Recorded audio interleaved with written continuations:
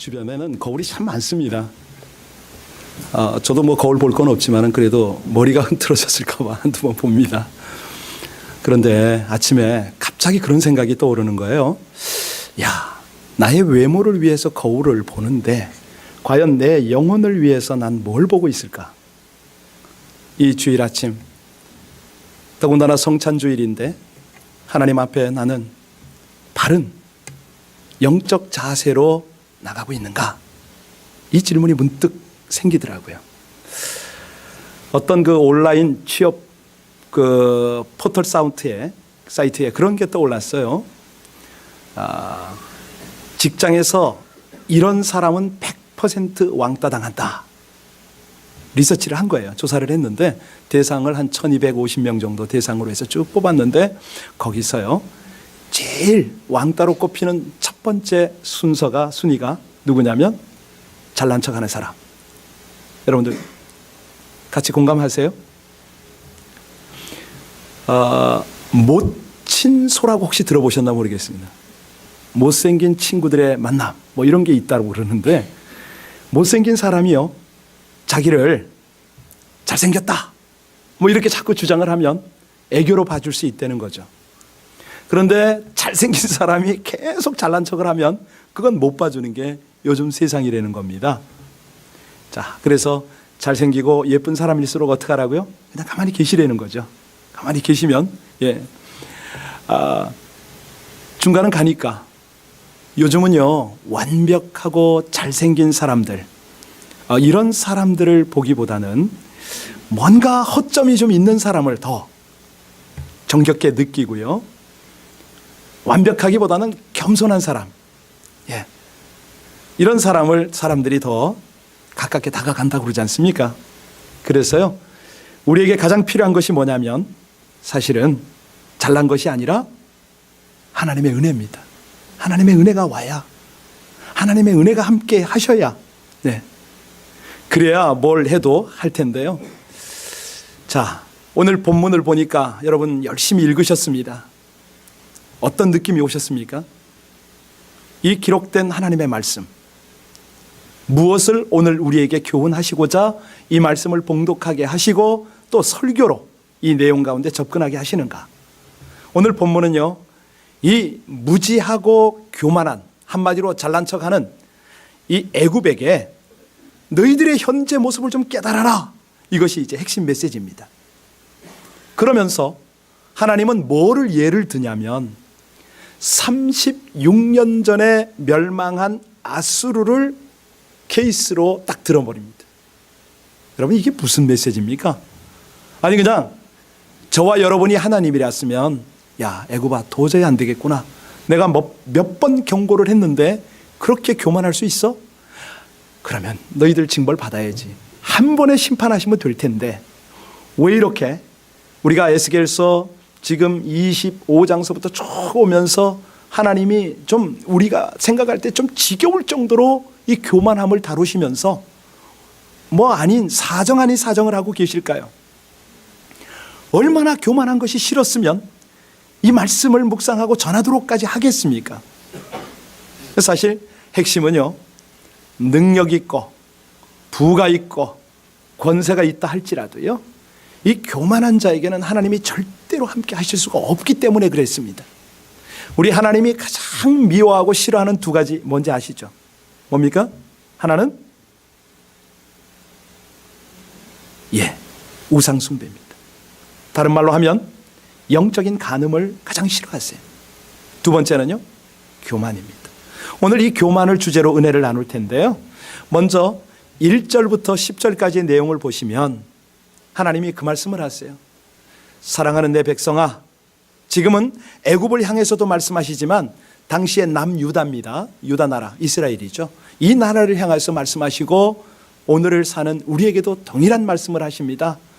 내가 아스루의 멸망을 보여줄 테니, 아니 이미 멸망했지만은 다시 한번 너희들에게 회상할 수 있는 기회를 줄 터이니 그 은혜를 잊지 말아라. 이것이 오늘 10절까지의 메시지입니다. 이 강팍한 교만한 애굽 한 번에 심판하면 될 것임에도 불구하고 계속해서 이 경고의 메시지를 주시는 하나님의 공의로움, 이것을 우리 보고 좀 기억하랍니다. 다시 말씀드리면 아무리 패역한 자라도 회개하고 하나님께 돌아오면 기회가 있다, 이걸 강조하시는 메시지입니다. 설령 살인마라 할지라도 진실로 회개하면 용서해 주는 것이 하나님의 공의 아니냐, 이거를 왜 기억하지 못하느냐, 그러면서 반대를 말씀하십니다. 수없이 깨닫게 했음에도 불구하고 회개하지 않으면, 하나님께 돌아오지 않으면 우리 하나님의 공의는 무참하게 심판할 수밖에 없다. 이 말씀을 영적 이스라엘이, 온 세상이, 만민이 깨닫도록 선포하는 내용입니다. 자, 여러분, 이 말씀을 선포했을 때 어떻게 됐습니까? 에스겔 선지가 온 거리를 다니며 기회 닿을 때마다 선포했더니 어떻게 됐다고요? 안 듣습니다. 누가? 애굽도 안 듣고 유다 백성도 외면했습니다. 사실이요, 지금 그때 당시로 돌아가 볼게요. 유다는 한 달 후에는 바벨론에게 멸망을 받는 상황이에요. 지금 기간이 한 달밖에 없습니다. 당시 유다 왕이 누구냐면 마지막 왕 시드기야 왕입니다. 지도자들과 백성들은 애굽을 전적으로 의지하고 애굽의 도움의 손길을 기다리고 있습니다. 오늘 같으면 미국이죠. 이 강대국과 경제력이 있는, 세계에 영향력이 있는 나라를 의지했다는 것입니다. 그런데 하나님이 보실 때는 애굽이 유다를 도울 수 있기는커녕 곧 멸망할 나라였거든요. 자, 2절 한번 보시기 바랍니다. 2절을 보시면 같이 읽겠습니다. 시작. 인자야, 너는 애굽의 바로 왕과 그 무리에게 이르기를, 내 큰 위엄을 누구에게, 그렇게 애굽을 하나님처럼 삼지 말라, 이 말씀 아닙니까? 그런데 3절부터 9절까지를 쭉 보면은요, 기가 막힌 비유가 나옵니다. 저기 보면은 3절에 보면 레바논 백향목이 나오지 않습니까? 이게 뭐냐면 당시에 이 아수르 과거 번영에 대한 말씀입니다. 그 BC 609년에 바벨론에게 멸망할 때까지 약 500년 동안 중근동 지역을 다스린 어떤 패권 국가입니다. 그런데 결론이 뭐냐면 바벨론에 의해서 완전 멸망을 당했거든요. 자, 그러면 여기서 우리 한번 돌아봐야 됩니다. 하나님께서 왜 36년 전에 멸망한 아수르를 언급을 하셨을까? 왜 그랬을까요? 애굽의 영광이 아무리 화려하고 위대하다 할지라도요, 다 부질없다, 이걸 말씀하십니다. 우리 8절을 한번 읽어보면 얼마나 참 기가 막힌 묘사를 했는지 볼 수가 있습니다. 우리 8절 다 같이 시작. 하나님의 동산의 백향목이 능히 그를 가리지 못하며, 잣나무가 그 굵기른 가지만 못하며, 단풍나무가 그 가는 가지만 못하며, 하나님의 동산의 어떤 나무도 그 아름다운 모양과, 대단하지 않습니까? 잣나무가 얼마나 아름드린데 이 아름드리가 백향목에 비하니까 가지에 불과하다. 나무를 지금 말씀하는 겁니까? 아니거든요. 뭘 말합니까? 아수르를 말합니다. 아수르의 영광과 위엄과 부와 권세가 백향목 나무의 비유가 되고 있는데, 아수르가 아무리 그렇게 위대하다 할지라도, 아니 지금 유다가 의지하고 있는 애굽이 아무리 영광스럽다 하더라도 레바논의 백향목보다 못하다, 이 말씀을 하고 계십니다. 사실 이 백향목 그러면요, 우리가 참고로 그 내구성이 뛰어난 건 알아야 됩니다. 좀을 잘 먹지 않거든요. 그래서 목재나 조각 재료로 많이 사용되는 나무라고 그럽니다. 그래서 이 8절에 여러분이 보셨지만은 동산의 백향목보다 좋았고, 이게 무슨 말입니까? 확실한 세력을 말하는 겁니다. 9절에 다시 한번 읽을까요? 시작. 내가 그 가지를 많게 하여 모양이 아름답게 하였더니 하나님의 동산 에덴에 있는 모든 나무가 다 그렇습니다. 모든 나무가 다 시기할 정도였다. 우리 하나님이요, 영광과 권세를 주면 이런 일들이 벌어진다는 겁니다. 그런데 문제가 뭐냐면 아수르가 이걸 깨닫질 못하는 겁니다. 하나님이 주신 걸 깨닫질 못해요. 10절 다 같이 보겠습니다. 10절입니다. 시작. 그러므로 주 여호와께서 이같이 말씀하셨느니라. 그의 키가 크고 꼭대기가 구름에 닿아서 높이 솟아났으므로 마음이, 하나님께서는 교만의 극치를 달리고 있는 아수르는 물론이고 애굽을 심판하시기로 결정하셨다는 겁니다. 이 심판을 피할 수가 없다는 것이죠. 우리가 29장에서 이미 살폈는데요. 여러분 29장에 그 루시퍼가 나오는 거 아시죠? 루시엘. 천사 중에 가장 아름답고 완전하게 창조된 것이 루시엘인데요. 이 루시엘이 아름다움과 완전함을 가지고 뭐 했습니까? 하나님보다 높아지려는 교만함을 나타냈습니다. 결과는요, 루시퍼라는 악한 사단이 되고 마른 것이죠. 이게 무슨 말이냐면 교만하면 절대 하나님 편에 설 수가 없다, 이걸 강조하시는 겁니다. 자, 이게 우리 현실로 조금 이렇게 조명을 해드리면 그렇습니다. 중국 송나라 이야기를 좀 할 텐데요. 거기 진요자라는 사람이 살았습니다.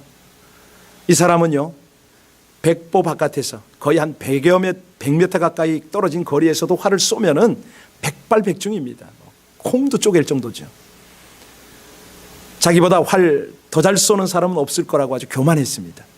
그런데 어느 날 이 진요자가 활을 쏘고 있는 그 자리에 어느 연로한 기름장수 노인이 지나가다가 발걸음을 멈췄어요. 그리고 활 쏘는 걸 지켜보면 보았습니다. 그랬더니 아주 이 진요자가 무례한 말투로 노인에게 자신의 활솜씨를 뽐냈습니다. 그랬더니 노인이 하시는 말씀이 그저 몸에 베어서 손에 익었을 뿐인데 그거 별거 아니지요 라고 한마디 한 거예요. 그랬더니 이 진요자가 그냥 화를 벌컥 냅니다. 감히 얼마나 이 노력을 해서 갈고 닦고 그런 활솜씨인데 내가 이게 천부적 재능인데 아주 버럭 화를 낸 거죠. 자, 그래서 노인은요, 이제 자신이 시범을 보여줍니다. 기름병에다가, 옛날은 엽전이었잖아요. 엽전 가운데 구멍이 난 거 아시죠? 그걸 탁 올려놓더니 나무 주걱으로 기름을 딱 떠서 딱 거기다 따라 내리는데 어쩌면 그 동전 구멍에 하나도 묻지 않고 기름병에 쏙 들어갑니까? 그걸 본 진요자가 감탄을 하죠. 감탄 정도가 아니라 자기가 얼마나 오만했던가를 깨달았죠. 사실이요, 내공이 출중한 사람은 자기 실력을 쉽게 드러내질 않습니다. 자랑을 안 하잖아요. 무술이 종합 몇 단쯤 딱 대보세요. 전혀 운동하는 사람 같지가 않습니다. 아주 그렇게 부드럽습니다. 여러분, 혹시 우리 속에 이런 교만함이 없는가? 나도 모르게 내가 좀 뭘 할 줄 안다고. 젊은 시절에 어른들보다는 컴퓨터를 잘 다룹니다. 그렇죠? 뭘 알잖아요. 그런 것들을 생각하면서 내가 누리고 있는 이런 어떤 그 현대 혜택이나 부귀 영화 권세, 혹시라도 내가 어떻게 만들었다라고 생각하면 그 순간부터는 하나님 앞엔 여지 없습니다. 교만함으로 그렇게 여겨지는 것이죠. 자, 이제 11절부터 14절까지를 보시기 바랍니다. 이 아수르의 교만이 어떤 것을 불러왔느냐? 패망입니다. 패망. 우리 11절 12절 같이 한번 봉독합니다. 시작. 내가 여러 나라의 능한 자의 손에 넘겨줄지라. 그가 임의로 대우할 것은 내가 그의 악으로 말미암아 쫓아내었음이라. 여러 나라의 포악한 다른 민족이 그를 찍어버렸으므로 그 가는 가지가 산과 모든 골짜기에 떨어졌고 그 굵은 가지가 그 땅 모든 물가에 꺾어졌으며 세상 모든 백성이 그를 버리고 그 그늘 아래서 떠났다. BC 609년에 바벨론 느부갓네살 왕이 쳐들어와 가지고 이 아수르는 역사 속으로 완전히 사라졌다, 이 말입니다. 그렇게 아름답고 영광스러웠던 백향목이 교만 때문에 완전히 흔적조차 사라져버리는, 그러니까 이 아수르가 넘어지도록요, 그 허리 몽댕이로 누굴 사용했습니까? 바벨론을 사용했지 않습니까? 12절부터 보면요, 기가 막혀요. 앞에 이제 그 8절 부분에 계속해서 3절부터 8절까지 쭉 백향목이 이렇게 아름답고 권세가 위엄차다 뭐 이런 걸 노래하셨다가 갑자기 12절부터 보면은요, 가지가 산과 골짜기에 떨어졌다, 물가에 꺾어졌다, 백성들이 그를 버리고 떠났다, 그 그늘 아래서 떠났다. 13절에도 보면요, 공중의 새가 짐승들이 그 가지에 걸려서 넘어지기도 하고, 14절에 보면요, 14절 같이 읽겠습니다. 못하고가 몇 번 나오는가 한번 같이 읽습니다. 시작. 이는 물가에 있는 모든 나무는 키가 크고 교만하지 못하게 하며 그 꼭대기가 구름에 닿지 못하게 하며 또 물을 마시는 모든 나무가 스스로 높아 서지 못하게 함이니 그들을 다 죽음에 넘겨주어 사람들 가운데서 구덩이로 내려가는 자와 함께 지하로 내려가게, 여기 보니까 못하게 하며 세 번씩이나 자랑하지 못하게 하며 구름에 닿지 못하게 하며 스스로 높아서지 못하게 하며, 한마디로요, 인생의 구렁텅이로 빠지게 하는 아주 강한 하나님의 징계의 말씀입니다. 15절에 보시면요, 이걸 어디라고 그럽니까? 보니까 스올이라고 그랬잖아요. 음부입니다. 지옥이라는 것이죠. 교만한 자의 끝이 어디라고요? 사실이요, 여러분 한번 생각해 보세요. 아무리 화려하고 권세가 있다 할지라도요, 아수르 왕만큼, 애굽 왕만큼 있는 사람이 어디 있습니까? 이건 비교가 되지 않는 거거든요. 그런데 우리 인생들이요, 별것 아닌 거 가지고 잘난 척을 하지 않습니까? 내가 똑똑한 줄 알지 않습니까? 결론은 지옥행입니다. 사실 아까도 말씀드렸지만 내공이 출중한 사람은요, 요동을 잘 안 합니다. 깊은 물은요, 수면이 움직이질 않습니다. 흔히들 그런 사람을 보고 우리 뭐라 그러죠? 야, 그릇이 크다 그러잖아요. 그릇이 크다. 자, 이때 말하는 그릇은 뭘까요? 바로 겸손입니다. 겸손한 사람은요, 어지간해서는 겉으로 드러나질 않습니다. 여러분, 피아노의 시인이라고 불리는 쇼팽 아시죠? 이분이 바로 그렇게 그릇이 큰 사람이었어요. 한 번은 프랑스에서 연주를 하는데요, 아주 성공적으로 연주회가 끝났거든요. 그랬더니 쇼팽의 연주에 흠뻑 취해 있던 청중들이요, 이번에는 앙코르 곡을 청하는데 가장 까다로운 곡을 청합니다. 그러면서 아주 별스러운 주문을 했어요. 이번엔 불 좀 끄고 한번 해보라고. 피아노 건반 보지 말고 한번 해보라는 거예요. 쇼팽이 어떻게 반응했겠습니까? 침착스럽게 그 곡을 끝까지 연주를 다 해냈습니다. 청중들이 아슬아슬하고 조마조마했죠. 그런데 그 겸손한 태도와 천재적 연주 앞에서 기립박수를 보낼 수밖에 없었잖아요. 사실은요, 오늘 설교 제목처럼 진정한 겸손만큼 성숙한 신앙이 없습니다. 그분이 성숙하죠. 사실 교만한 사람에게는 아무리 재능이 뛰어나다 하더라도요, 그거는 싸구려 장식품 아니겠습니까? 액세서리죠. 자, 오늘 15절로 18절 마지막 부분을 보면은 이 교만을 깨닫지 못하면 어떻게 되느냐?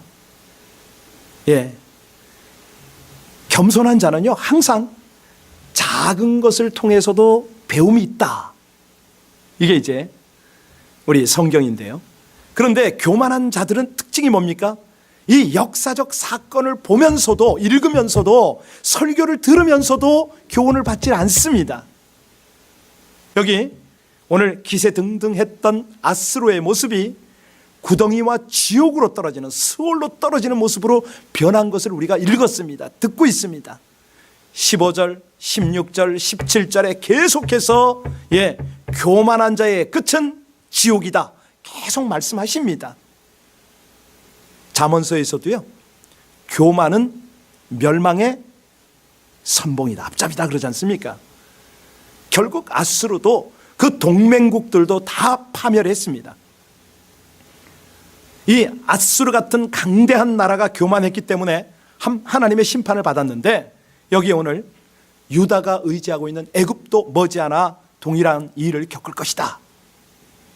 여러분, 여기서 오늘 우리의 예배를 통해서 하나님의 말씀을 어떻게 우리 삶에 적용해야 됩니까?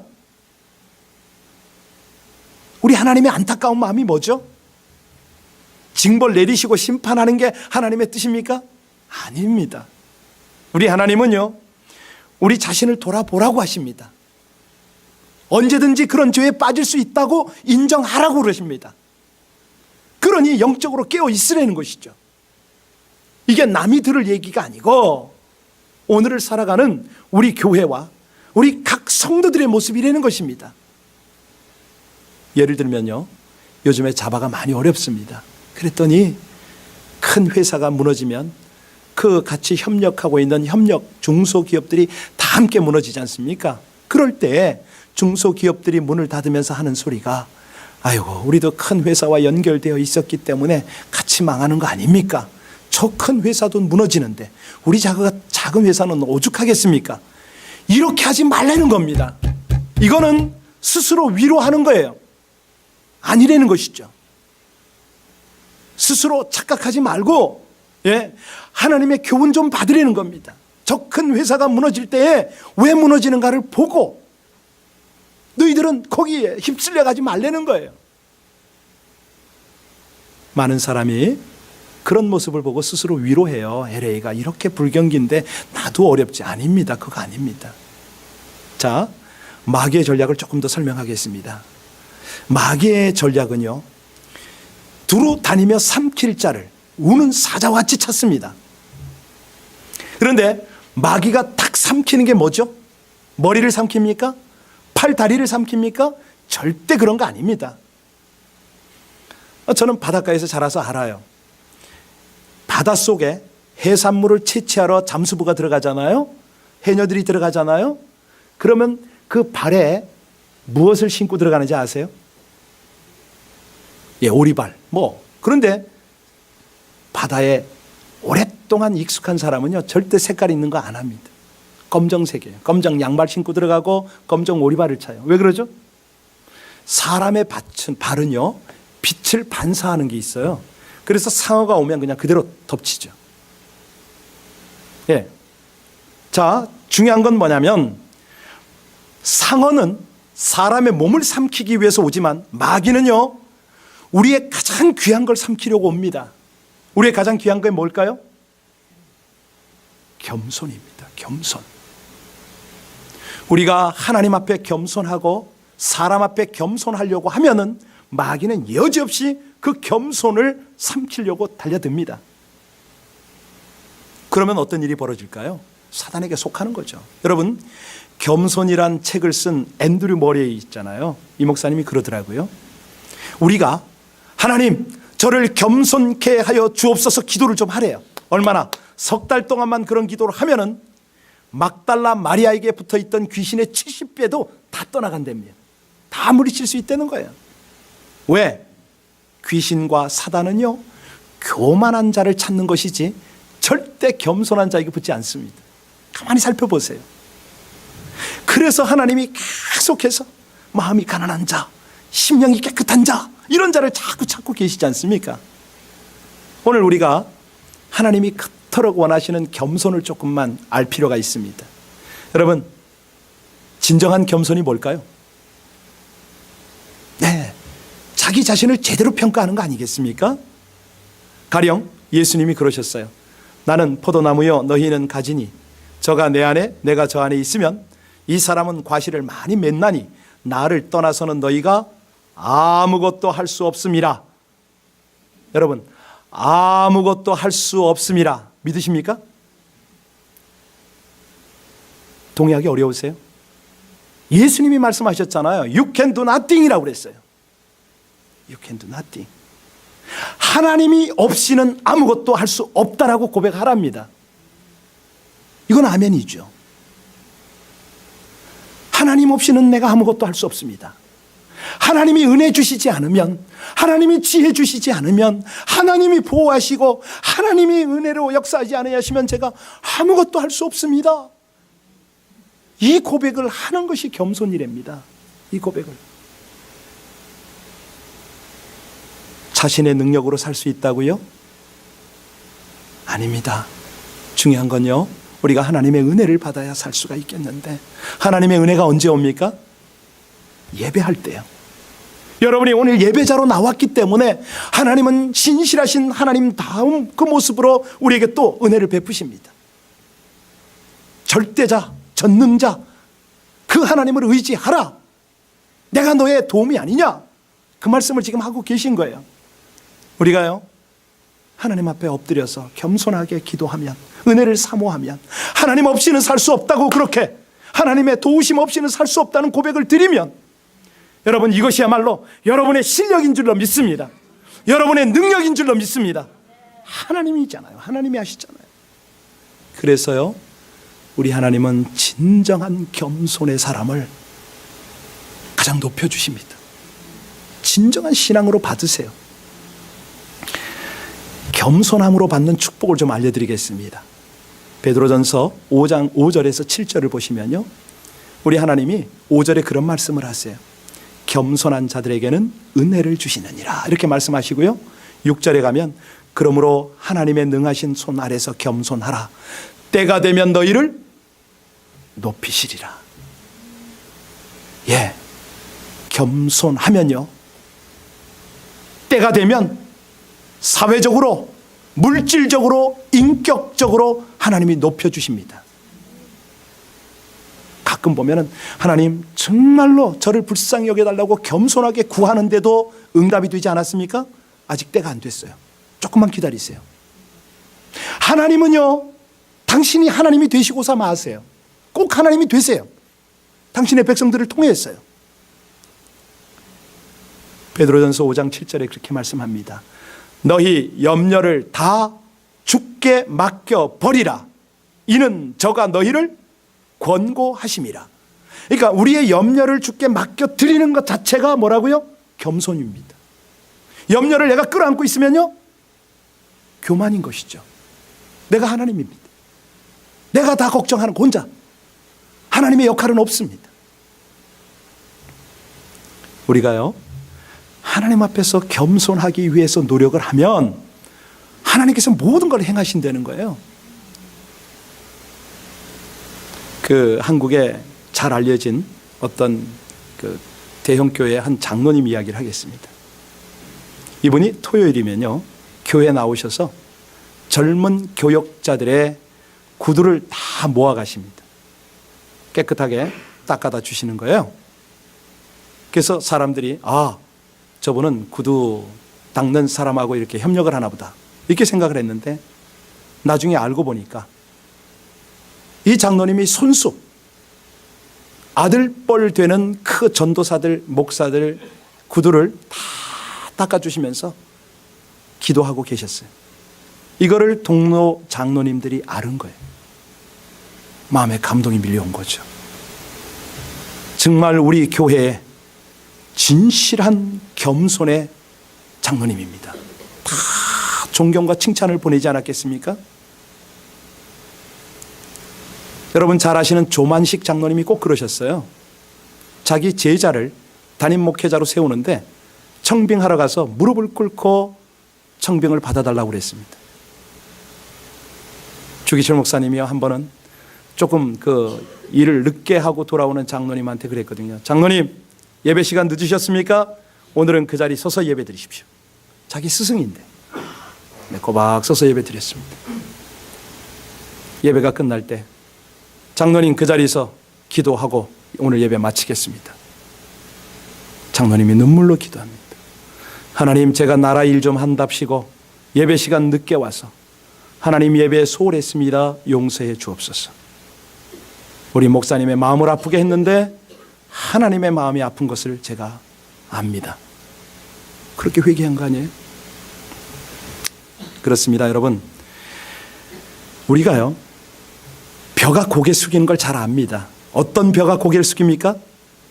익은 벼가. 알이 찼기 때문에. 무거우니까 고개를 숙이지 않습니까? 여러분, 설익은 벼가 고개 숙이는 거 보셨어요? 숙이고 싶어도 못 숙입니다. 왜요? 알이 차지 않은 거려. 여러분, 신앙이 성숙해지면요, 성숙해질수록 자기는 점점 작아지는 줄로 믿습니다. 그럼 누가 커집니까? 예수님이 커지는 거죠. 나는 작아지고 예수님이 커 보이는 거죠. 나는 없어지고 하나님이 높아 보이는 것이죠. 그렇게 살 때요, 세상에 감동이 오는 거예요. 한번 생각해 보세요, 여러분. 인간을 지으신 하나님이 그 인간을 섬기려고 인간의 모습으로 왔어요. 이거 어떻게 이해할 거예요? 어떻게 여러분들이 생각이 돼요? 우리가 하도 못 알아듣고 하도 거역을 하니까 당신의 방법은 그거밖에 없었습니다. 할 수 없이 제자들 앞에 무릎을 꿇었어요. 왜요? 발을 씻기려고요. 아니, 이렇게 겸손하게 살아주신 우리 주님, 자기가 만든 인간들한테 손발이 못 박히고 옆구리가 찔리면서 피와 물을 다 쏟기까지 그렇게 섬기신 우리 주님, 우리가 그 주님의 사랑으로 구원받고 그 앞에 살아가는데, 장차 그분 앞에 우리는 천국에서 함께 살 것인데 뭐 그렇게 자존심이 있습니까? 뭐 대단합니까? 자기를 거역하는 인간들에게 고통을 받으면서 죽임까지 당하면서 끝까지 십자가에서 섬기셨습니다. 오늘 우리에겐요, 또 성찬으로 또 섬기십니다. 여러분, 오늘 설교의 핵심을 잊지 마십시오. 겸손하면 축복받는다, 이게 핵심이 아닙니다. 그냥 그건 당연히 따라오는 거고요. 중요한 것은 뭐냐면 세상의 영광, 그 줄을 붙잡고 의지했던 모든 자들은 어디 갔다고요? 다 지옥에 갔습니다. 그래서 우리는요, 오직 예수의 신앙으로 몸부림쳐야 됩니다. 그분을 닮아가려고 했으고. 아니, 하나님이 오늘 말씀하시지 않습니까? 너 자신 좀 돌아봐라. 거울은 하루에도 수도 없이 바라보면서 너 자신은 왜 이렇게 돌아보질 않냐 이거죠. 네 영혼도 살피고 누구를 의지하며 누구를 사랑하며 누구를 위해서 사는지 좀 돌아보랍니다. 진짜 믿음이 있냐? 그러면 낮아짐을 자랑하라는 것이죠. 겸손하게 살랍니다. 왜? 높이는 건 하나님의 몫이니까, 드러내는 건 하나님이 할 거니까 우리는 우리의 할 바를 하라고 오늘도 말씀하십니다.